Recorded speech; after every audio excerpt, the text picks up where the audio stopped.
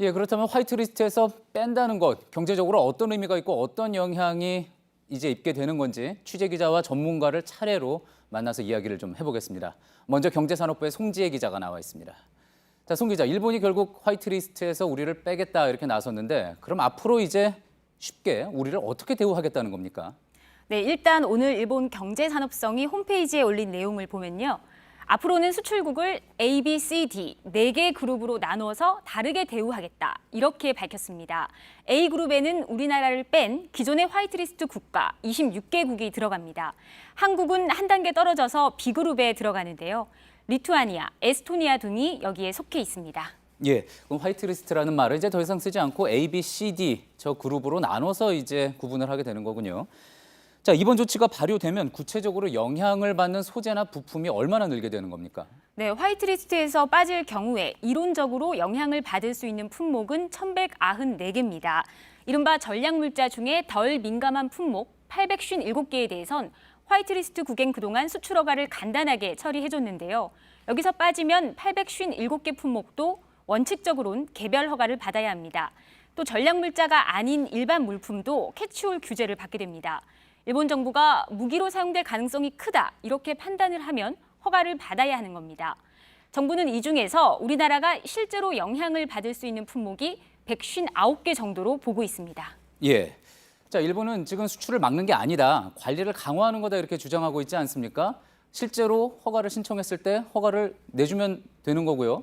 그래서 이제 화이트리스트가 아닌 나라들, 그러니까 비백색 국가도 별 문제 없이 수입을 하고 있는 것 아니냐 이런 이야기도 있는데 어떻습니까? 우선 기업들로선 상당히 번거로워집니다. 이 화이트리스트 국가는 기본적으로 3년에 한 번만 수출 허가를 받으면 되지만 개별 허가를 받게 되면 유효 기간이 6개월로 짧습니다. 수출 허가 처리 기간도 일주일 내에서 90일로 바뀌고 내야 하는 서류도 2종에서 적게는 3종, 많게는 9종으로 늘어납니다. 예. 또 심사를 지연시키거나 추가로 서류를 요구해서 수출기를 사실상 막을 수 있다 이런 우려도 있습니다. 다만 일본은 중국이나 대만, 홍콩, 싱가포르 같은 일반 국가에도 특별 포괄 허가라는 걸 내주고 있는데요. 일정한 품목이나 기업에 대해선 수출 심사를 좀 간단하게 해주는 거죠. 이걸 우리에게 얼마나 허용해 주느냐, 또 건건히 허가를 받아야 하는 개별 허가로 돌리는 게 얼마나 될 것이냐가 앞으로 관건입니다. 예. 구체적인 조건은 이달 말쯤 정해질 것으로 보입니다. 예. 자, 이와 관련해서 또 좀 더 자세한 내용은 이후에 송기호 변호사와 좀 이야기를 나눠보도록 하겠습니다.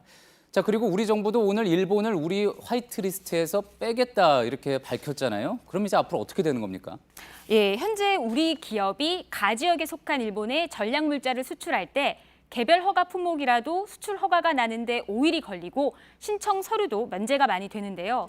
일본을 여기서 빼서 새로 만드는 다지역에 넣으면 경우에 따라서 허가 심사 기간이 늘어나고 절차도 까다로워질 수 있습니다. 실제 얼마나 일본을 압박할 수 있을진 이후에 나올 구체적인 조치를 봐야 합니다. 예. 다만 일단 일본이 우리를 신뢰할 수 없는 상대로 낙인을 찍은 만큼 우리도 그대로 돌려주는 의미가 있습니다. 그렇겠군요. 잘 들었습니다. 경제산업부 송지혜 기자였습니다.